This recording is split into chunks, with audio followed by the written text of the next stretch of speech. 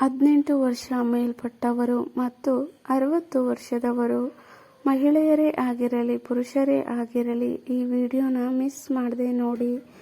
ಎಲ್ಲರಿಗೂ ಉಪಯೋಗವಾಗುವ ಟಿಪ್ಸ್ಗಳನ್ನು ನೀಡಿದ್ದೇನೆ. 1.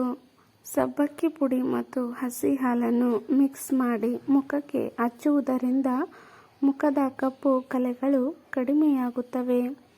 2. ಸಬ್ಬಕ್ಕಿ ಪುಡಿ, ಜೇನುತುಪ್ಪ ಮತ್ತು ನಿಂಬೆ ರಸ ಎಲ್ಲವನ್ನು ಮಿಕ್ಸ್ ಮಾಡಿ ಮುಖಕ್ಕೆ ಹಚ್ಚುವುದರಿಂದ ಕಪ್ಪು ಕಲೆಗಳು ಕಡಿಮೆಯಾಗುತ್ತಾ ಹೋಗುತ್ತವೆ. 3.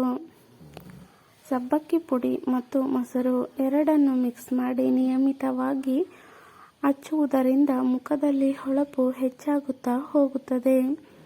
4.